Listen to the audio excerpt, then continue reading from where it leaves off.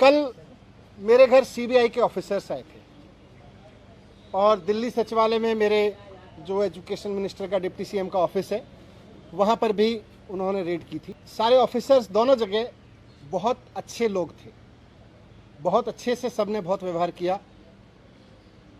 उनको ऊपर से ऑर्डर्स हैं, उसकी तामील उनको करनी है। जो भी उनसे सही गलत कराया जा रहा है वो ऊपर के ऑर्डर से कराया जा रहा है, लेकिन मैं व्यक्तिगत रूप से खुद और अपने परिवार की तरफ से उन तमाम सीबीआई ऑफिसर्स का बहुत धन्यवाद करना चाहता हूं जिन्होंने कल बहुत अच्छे से मेरे परिवार के साथ व्यवहार करते हुए मेरे घर को सर्च किया। जिस एक्साइज पॉलिसी के बारे में ये सारा विवाद खड़ा किया जा रहा है,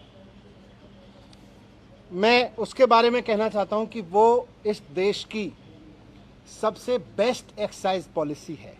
अगर दिल्ली के एलजी साहब ने 48 घंटे पहले उस पॉलिसी को फेल करने की साजिश के तहत अपना फैसला नहीं बदला होता तो आज दिल्ली सरकार को इस बेस्ट एक्साइज पॉलिसी से कम 10,000 करोड़ रुपए हर साल मिल रहे होते। मनोज तिवारी जी कह रहे थे कि 8,000 करोड़ का घोटाला हो गया है एक्साइज पॉलिसी में। मनीष सिसोदिया ने 8,000 करोड़ का घोटाला किया। फिर थोड़ी देर बाद बीजेपी के और एक नेता आए प्रेस कॉन्फ्रेंस करने या शायद किसी मीडिया में बात करने, वो बोले 1100 करोड़ का घोटाला मनीष सिसोदिया ने किया है।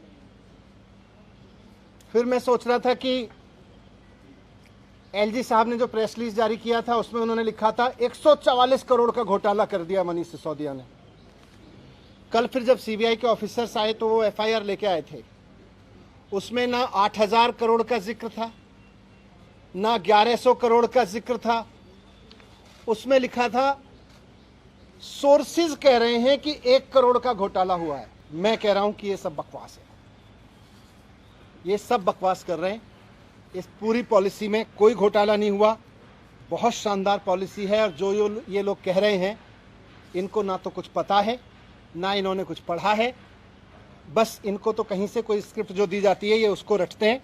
सच ये है कि मुद्दा शराब का घोटाला है ही नहीं। इनको शराब के किसी घोटाले की चिंता नहीं है, इनको घोटाले की चिंता नहीं है।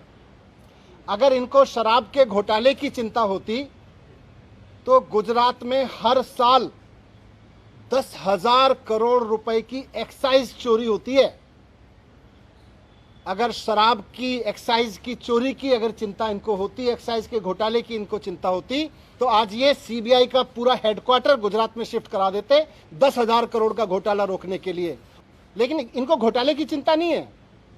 शराब की एक्साइज की पॉलिसी में हो रही चोरी की किसी की चिंता नहीं है, क्योंकि गुजरात में 10,000 करोड़ की चोरी हो रही है। मुद्दा तो शराब का घोटाला है ही नहीं, मुद्दा तो घोटाला है ही नहीं।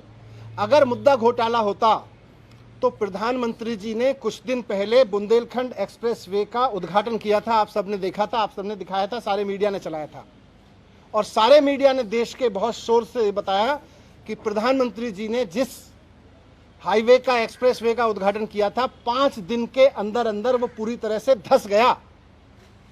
बहुत बड़ा घोटाला हुआ वो एक्सप्रेसवे बनाने में, हाईवे बनाने में। लेकिन जैसा मैं कह रहा हूं मुद्दा घोटाला है ही नहीं। शराब या एक्साइज की चोरी इनकी परेशानी है ही नहीं। इनकी परेशानी है अरविंद केजरीवाल। इनकी परेशानी है कि अरविंद केजरीवाल जिस तरह से अब पूरे देश में एक काम करने वाले ईमानदार नेता के रूप में पहचान बनाते जा रहे हैं और पूरे देश के लोग अब उनको पसंद करने लगे हैं, इनकी परेशानी ये है। ये जो पूरी कार्रवाई मेरे दफ्तर में हो रही है, मेरे घर में रेड डाली जा रही है, ये हो ही इसलिए रही है कि अरविंद केजरीवाल जी को रोकना चाहते हैं। मैंने भ्रष्टाचार नहीं किया, मैंने सिर्फ इतना किया है कि अरविंद केजरीवाल जी का एजुकेशन मिनिस्टर हूं मैं, इसलिए ये कर रहे हैं, इसलिए ये साजिश रची जा रही है। अरविंद केजरीवाल जी में और नरेंद्र मोदी जी में मैं आज रखना चाहता हूं आपके सामने कि अरविंद केजरीवाल जी और नरेंद्र मोदी जी में यही फर्क है। केजरीवाल जी को अगर कोई अच्छा काम करते हुए दिखता है तो केजरीवाल जी उसकी प्रशंसा करते हैं, उससे प्रेरणा लेते हैं, उसकी तारीफ करके उसका हौसला बढ़ाते हैं और खुद उससे सीख के खुद करना चाहते हैं। मोदी जी का रुख यह है कि उनको अगर कोई अच्छा काम करता हुआ दिखता है तो वो उसके काम को रोकना चाहते हैं, उसके काम को साजिश के तहत रोक के उसके लोगों को और उसको सीबीआई और ईडी का डर दिखा के उसको रोकना चाहते हैं। मैं आज आपके सामने कहना चाहता हूं कि 2024 का चुनाव आम आदमी party versus Bharatiya Janata party होने जा रहा है। आज से 3-4 दिन के अंदर, हो सकता है आज कल परसों में, कभी भी ये सीबीआई ईडी भेज के मुझे भी गिरफ्तार कर लेंगे, कई सारे और आप नेताओं को भी गिरफ्तार कर लेंगे। लेकिन मैं कहना चाहता हूं कि हम भगत सिंह के फॉलोअर हैं। हम अपने आप को भगत सिंह की संतान मानते हैं। हम डरने वाले नहीं हैं तुम्हारी सीबीआई से, तुम्हारी ईडी से, तुम्हारे पैसे के आगे बिकने वाले नहीं है। हमको नहीं तोड़ पाओगे तुम। सीबीआई की एफआईआर में ये कहा है कि पब्लिक सर्वेंट ने इनसे पॉलिसी को बनाते हैं अंडू फेवर जो है मिडलमैन, उनको इसमें समीर महिंद्रू है, उसने जो एक पैसा ट्रांसफर किया 1 करोड़ रुपए, वो दिनेश अरोड़ा की आम आदमी पार्टी के लीडर का बड़ा करीबी है। क्या संबंध है? अरोड़ा को जानते हैं? क्या ये क्या है? मैं तो कह रहा हूं, अगर मुद्दा घोटाला होता तो आज सीबीआई बड़े बड़े जो किंग पिंस 10,000 करोड़ का घोटाला कर रहे हैं उनके यहाँ बैठे होते। मेरे यहाँ किसी के यहाँ बैठे हैं, उनको भी पता है कि घोटाला नहीं है, बैठे हैं, ठीक है, थैंक यू।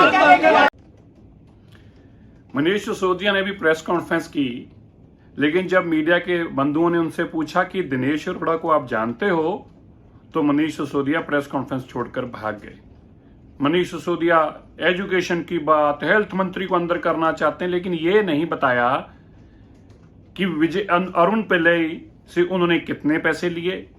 ये नहीं बताया कि विजय नायर, जो अरविंद केजरीवाल का साथी भी है, मनीष सिसोदिया के साथ भी फोटो में है, इनकी पार्टी में आजकल फरार है, भागा हुआ है, जो पैसे का लेन देन करता था उससे इनका क्या संबंध है। जो दिनेश अरोड़ा जिसने पैसे का लेन देन किया, जो आज फरार है पिछले 1.5 महीने से, अरविंद केजरीवाल जी, मनीष सिसोदिया जी ने यह भी नहीं जवाब दिया उससे उनका क्या संबंध है।